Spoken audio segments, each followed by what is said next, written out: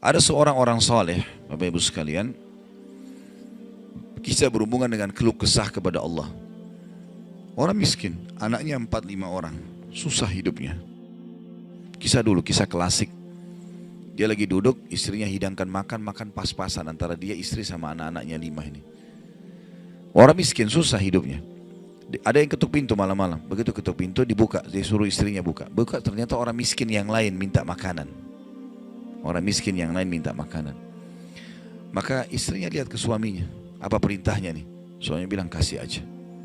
Semuanya dikasih, karena kalau dibagi dua gak cukup. Orang miskin tuh bawa anaknya banyak, gak cukup makanan. Lalu kemudian istrinya sama suaminya, suami istri orang beriman kepada Allah, tahu. Ya sudah, sabar. Tapi subhanallah, beberapa saat kemudian, kalau kita beberapa jam kemudian lah, menjelang malam hari, lebih gelap ya, sudah mulai masuk pertengahan malam, jam 12 malam, mereka kelaparan semua. Istrinya bilang, anak-anaknya nangis, saya lapar, kamu juga lapar, anak-anak lapar, bagaimana? Kata suaminya, tenanglah, saya akan coba cari jalan keluar, minta kepada Allah. Istrinya nggak paham suaminya mau kemana. Dia pakai bajunya, baju keluar, kemudian dia keluar pergi ke masjid dekat rumahnya. Malam hari, jam 2 malam gitu. Dia keluar, dia masuk di masjid, lalu dia sholat tahajud. Dan ini sifat orang beriman. Berkeluh kesah sama Allah itu jangan cuma hal yang besar, dari hal yang kecil. Manja sama Allah itu baik. Ngeluh terus, minta terus sama Allah. Allah suka hambanya yang tamak dengan rahmat Allah. Tamak dengan rahmat Allah. Sudah sehat, minta ditambah kesehatan. Sudah kaya, minta ditambah kekayaan. Selalu minta tamak dengan rahmat Allah. Dan sudah pernah saya bilang, meminta sesuatu agar nikmat ditambah atau bertahan, itu adalah pahala lebih besar daripada kalau cobaan sudah datang baru kita minta diangkat cobaan tersebut. Kita sehat, minta agar Allah pertahankan kesehatan, itu lebih besar pahalanya dibandingkan nanti sakit baru minta disembuhkan. Jadi tamak dengan rahmat Allah itu penting. Kalau bahasa saya sebenarnya bermanja-manja sama Allah. Selalu ya Allah bantu, ya Allah tolong, ya Allah mudahkan, ya Allah terus hidupnya. Kalimatnya selalu begitu. Orang ini masuk ke dalam masjid, dia sholat malam lalu dia minta sama Allah, doanya begitu, ya Allah engkau tahu aku kelaparan dengan istriku dan anakku malam ini, maka berilah kami makan. Minta makan sama Allah ya. Maka yang terjadi dalam kisah ini dikatakan ada seorang raja, pemimpin wilayah itu, sudah 1 minggu mau taubat. Sudah seminggu mau taubat. Dia tidak tahu harus kemana. Pada malam itu, di mana orang soleh yang miskin ini sedang ibadah, minta tolong kepada Allah dikasih makan. Raja ini gelisah, dia keluar lalu dia bawa 1 kantong uang emasnya. Dia bawa juga sekantong makanan yang terbaik yang dia punya di istananya. Kemudian dia bilang, ya Allah sebagai bentuk taubatku kepadamu, saya akan berikan ini kepada hambamu yang engkau tunjuk ya. Lalu kemudian sebagai bentuk juga, saya tidak memilih kecuali engkau yang memilih Allah, saya tidak akan pegang tali kekangan kuda ini, saya biarkan dia jalan kemana. Akhirnya orang raja ini naik di atas kudanya, dia bawa itu kemudian jalan kudanya mampir di masjid yang ada orang soleh itu. Dia bilang, saya tidak tahu kenapa kuda ini mampir di masjid, lalu saya turun, saya temukan dalam masjid, waktu zaman dulu gak ada lampu, gak ada penerangan, cuma dia dengar suara, gelap di masjid. Dia masuk, temukan ada orang ini lagi berkeluh kesah sama Allah, minta ya Allah saya sama istri saya kelaparan sama anak-anak, berilah kami makan gitu. Maka dia bilang, raja ini pun setelah orang itu berdoa sholat lalu dipanggil, dia bilang, saya seorang raja di sini, saya raja di sini, saya sadar bertobat kepada Allah dan saya dengar doamu, tadi kau minta makanan, maka ini saya kasih, ini harta saya yang saya niat sedekahkan dengan makanan, ambillah. Dan kalau kau punya masalah lagi, datang ke istana saya, kapan saja. Kira-kira saya mau tanya Bapak Ibu sekalian, kita jujur menjawab. Kalau seandainya kita di posisi orang ini, kita sudah dapat solusi. Kalau kita sekarang mungkin ada orang kasih kartu nama, nih ya, butuh apa saja telepon saya. Misal presiden, tidak usah presiden terlalu tinggi lah. Misal seseorang kita temui orang kaya, ada masalah apa saya telepon ke saya akan bantu. Saya yakin umumnya orang meninggalkan Allah pada saat itu. Sudah selesai, dia pikir orang ini sudah bantu, sudah selesai. Tiap hari telepon orang itu, telepon dikasih bantuan. Perhatikan orang soleh ini apa yang dia bilang. Waktu raja itu bilang kalau ada keperluan apapun datang ke istana saya. Dia bilang, saya demi Allah tidak akan datang kepada anda kalau saya punya masalah. Tapi saya akan datang kepada Allah, Tuhan saya dan Tuhan anda yang telah mengutus anda datang kepada saya malam ini membawa makanan. Justru kalau ada sudah solusi dari Allah, makin dekat sama Allah. Jangan sudah dikasih lupa ini. Ini poin penting bagaimana kita jaga berkeluh kesah kepada Allah. Jadi jangan berpikir Bapak Ibu sekalian, masa sih saya bisa sembuh hanya karena saya sujud?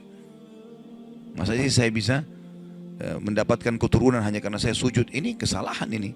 Justru harus kita fahami kalau itu bisa. Dan Allah punya cara. Setiap jawaban Allah kalau datang itu sesuai dengan sistem atau sunnatullah yang telah Allah ciptakan di alam kita ini. Misal saya berkeluh kesah, ya Allah sendal saya putus, gantikanlah. Sahabat begitu ya, para sahabat Nabi itu kalau sendalnya putus, ya Allah sendal saya putus, gantikanlah. Allah nggak lemparin sendal dari langit, nggak mungkin. Tapi apa yang terjadi? Allah gerakkan sesuai dengan sistem yang ada. Allah buat ada orang lain melihat kita kasihan dikasih sendal, atau dia dapat duit dia bisa beli sendal. Jawabannya Allah begitu, dalam bentuk sinyal datangnya. Jadi harus peka menangkap itu.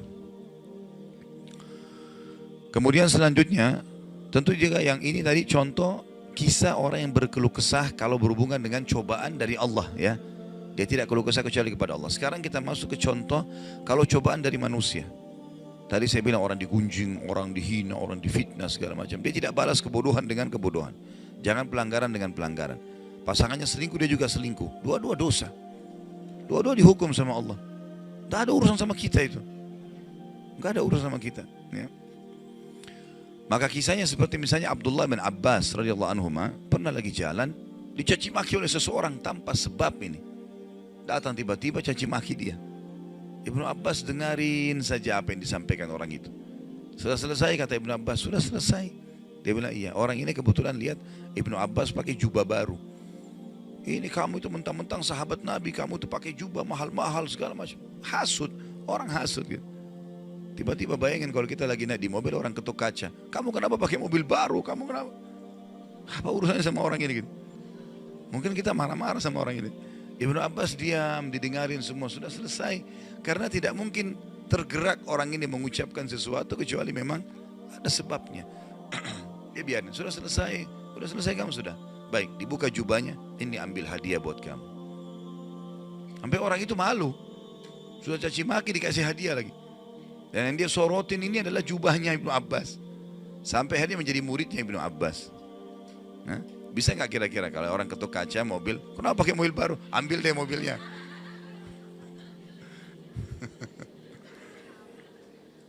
Baik, kisah yang lain, Ali bin Husain radhiyallahu anhu. Ini cucu Nabi SAW, anaknya Husain. Ya, radhiyallahu anhu ajma'in. Terkenal dengan Zainal Abidin, masyhur dengan kesalihannya. Dia pernah jalan dicaci maki oleh orang tanpa sebab ini. Mentang-mentang kau turunan Nabi, mentang-mentang kau begini, mentang-mentang kau begini, dicaci maki. Dia diam saja. Dia nggak bicara banyak. Didengarin. Orang-orang sekitarnya sudah marah nih. Tapi karena dia diam, orang diam semuanya.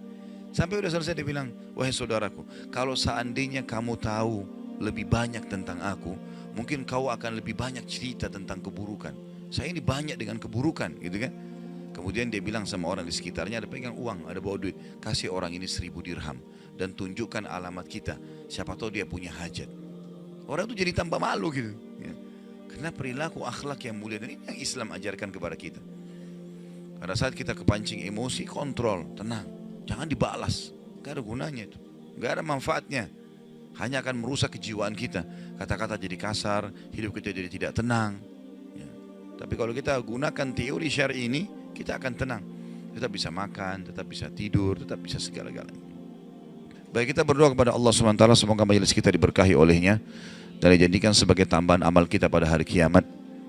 Dan semoga saja seluruh amal yang pernah kita kerjakan, yang akan kita kerjakan sampai ajal menjelang datang diterima dengan kemahamurahannya. Dan semoga semua dosa yang pernah kita kerjakan sekecil sampai sebesar apapun diganti dengan kemahamurahan Sang Pencipta menjadi pahala. Dan kita mendoakan Indonesia untuk selalu makmur, damai, tentram, dan seluruh muslimin bersatu di bawah bendera tauhid la ilaha illallah Muhammad Rasulullah, kembali dalam segala ibadah mereka kepada Al-Quran dan Sunnah. Dan semoga Allah juga memberikan pemimpin-pemimpin yang muslim yang adil kembali kepada Al-Quran dan Sunnah. Dan juga semoga Indonesia menjadi contoh bagi negara-negara yang lain. Dan kita selalu mendoakan saudara kita di Palestina, di Syria, di Yaman, di Irak, di Myanmar, di Ahsa, dimanapun mereka berada yang sedang tertindas. Semoga Allah ikhlaskan niat mereka, terima para syuhada mereka, mulakan Islam di tangan mereka dan tangan kita semua. Dan semoga Allah partisipasikan kita bersama mereka di pahala, baik dengan doa, dengan harta, dan juga dengan jiwa kita. Dan semoga Allah dengan kemahamurahannya menyatukan kita semua di surga firdausnya tanpa hisab, sebagaimana yang satukan kita di majelis ilmu yang mulia ini. Allahu alam, ini mungkin yang kita sampaikan, mudah-mudahan bermanfaat. Subhanakallahumma bihamdika asyhadu an la ilaha illa anta astaghfiruka wa atubu ilaik. Wassalamualaikum warahmatullahi wabarakatuh.